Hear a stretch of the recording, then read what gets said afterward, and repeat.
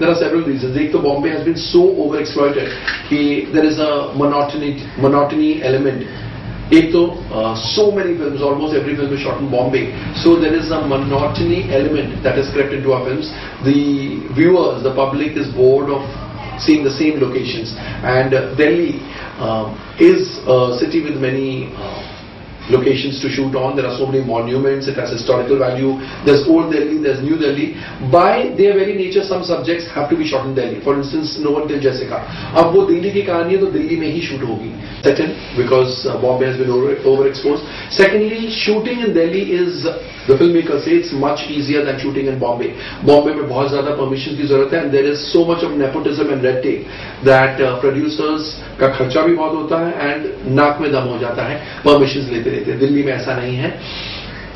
Thirdly, it adds so much of freshness because जो local language and जो दिल्ली का flavour आता है वो बहुत सारी फिल्मों में देखा नहीं गया है. फोर्थली, पहले ऐसे होता था कि जो फिल्म मेकर्स, डायरेक्टर्स, राइटर्स जो भी आते थे वो बॉम्बे से ही आते थे. आजकल the world has become a much smaller place and अलग अलग शहरों से, अलग अलग स्टेट से लोग बॉलीवुड में आते हैं राइटर बनने, डायरेक्टर बनने, जो भी. एंड जो दिल्ली से आए हैं या नॉर्थ इंडिया से आए हैं वो अपनी सेंसिबिलिटीज लेकर आते हैं एंड हर राइटर कहीं ना कहीं अपनी लाइफ की घटनाओं को अपनी फिल्म का हिस्सा बनाने की कोशिश करते हैं. तो हमारे कई राइटर्स एंड कई डायरेक्टर्स हैं जो दिल्ली से आए हैं. Therefore also they try to base their films either in Delhi or they show Delhi as a very important character in the film.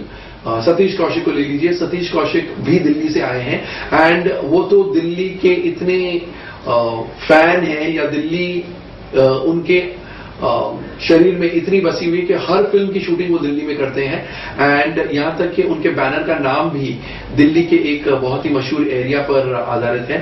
उनके बैनर का नाम है करोल बाग फिल्म्स. आप जानते हैं Karol Bagh is a very important very happening place in Delhi. So that's why so many people are making films in Delhi to break the monotony, to add freshness, to include chapters from their life or to draw from their own experiences, and more importantly they're giving novelty to the audience, and I'm sure nobody's complaining.